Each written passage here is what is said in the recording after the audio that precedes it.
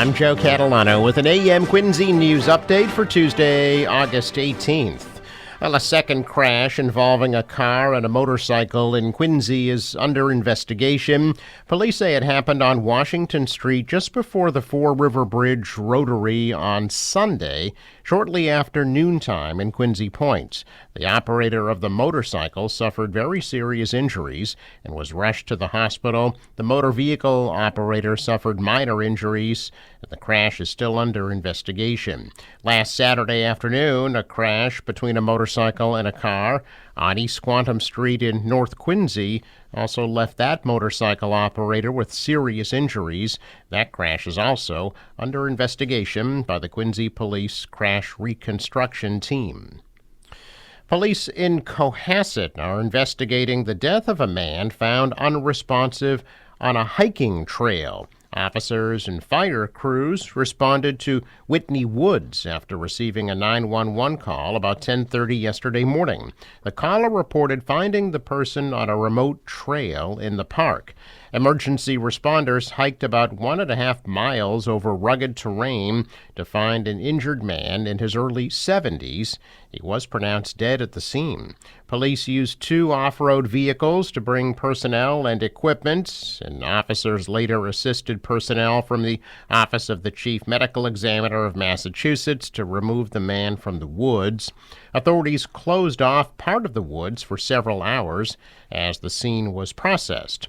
Police said that the man's death is not believed to be suspicious and that there is no danger to the public, but the case remains under investigation. The man's name is being withheld until his family is notified. Bradley Rain faced a judge at Brockton Superior Court yesterday, nearly 4 years after prosecutors say he drove through an Apple store in Hingham that ultimately killed a 65-year-old man and injured several others. The court hearing comes as Rain awaits trial on charges that include second-degree murder. Prosecutors say Rain was arrested by Hingham police on Sunday for failing an alcohol test, which is one of the conditions listed in his probational release. Other conditions include no driving and giving up his passport. The Commonwealth filed a motion to revoke his bail, which was granted by a judge yesterday. Rain's pre-trial probation was revoked, and he is to remain in custody for up to 90 days. His defense pushed back against the Commonwealth at Brockton Superior Court. It is not the first time prosecutors say this has happened. In September of 2023, a judge revoked Rain's bail for 60 days after authorities say they lost contact with his GPS monitor. Months after that, Rain was back in custody after prosecutors say the device died again and they couldn't reach him. Rain was released once again while the case moved forward. It all stems back to 2022 when prosecutors say Rain drove through an Apple store at the Derby Street shops in Hingham. A 65-year-old man was killed and dozens were hurt. Rain has pleaded not guilty to a long list of charges that include second-degree murder and motor vehicle homicide. His trial has been delayed several times. Rain is due back in court in October. Lindsay Clancy's defense began presenting its case yesterday with witnesses, including her mother and sister. The Duxbury mother is accused of murdering her 3 children in 2023.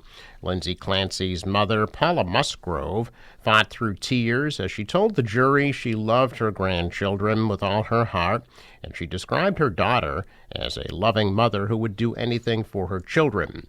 Musgrove said she immediately traveled to Duxbury, where she stayed for about a week. She said her daughter's condition did not improve as the holidays approached. By January of 2023, Musgrove said her daughter lost a lot of weight and was becoming paranoid. Allison Osga, Lindsay Clancy's sister, testified that the defendant confided in her that she was struggling with mental health issues in December of 2022 and said she was in a, quote, really tough spot. Clancy's on trial for the murder in 2023 and the strangulation deaths of her children. She has pleaded not guilty. The case hinges on Clancy's mental health, Her defense acknowledges that she killed the children, but plans to argue she was not criminally responsible because she was in the throes of postpartum psychosis. Jurors are expected to hear from mental health experts who will testify about psychosis. A 5,700 square foot penthouse in a property at the base of Beacon Hill has sold for $18 million, among the highest priced sales in that neighborhood this year. The condo at 46 Beacon Street, across from the Boston Common, is in a building known as the Jordan Mansion, which the Boston Preservation Alliance calls a grand mansion disguised as a Beacon Hill row house. It was built for Eben Dyer Jordan Jr., the owner of the long-ago Jordan Marsh department store co-owned by his father. The historic United First Parish Church in Quincy Center has a new music director. Sean Glennon, the Director of Planning and Community Development for the Quincy Planning Department, is now the part-time music director at the Church of Presidents.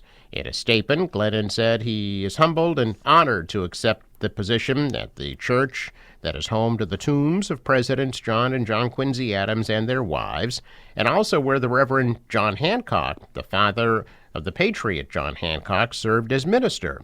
Glennon is leaving his post as music director at St. Andrew's Episcopal Church in Hanover, where he was music director and choir master for 15 years, and says this new role is a dream come true.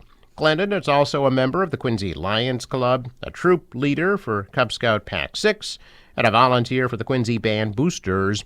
Glennon plays the piano and organ. Glennon begins his new role in mid-September and begins leading the music at the church on October 4th. Check of business news this morning, and stocks retreated. The Dow was down 272 points. The Nasdaq dropped 84, and the S&P fell 40. Asian stocks are down. The dollar rose, the euro fell, oil up to $91 a barrel. In sports, Red Sox trounce Arizona 11-1 at Fenway last night. They're back at it tonight at 7:10. Forecast from the National Weather Service today, some morning clouds and fog, and then partly sunny with a high of 82. For tonight, partly cloudy, a low 66. Tomorrow, sunny, warm, and humid. High tomorrow of 87. Some scattered showers possible Thursday at a high of 84. And an isolated thunderstorm Friday, high of 81. The marine forecast calling for 1-foot waves, northeast winds at 5 knots, and a high tide at 4:19 p.m. Sunrise 5:54, sets at 7:40. I'm Joe Catalano with an AM Quincy news update for Tuesday, August 18th.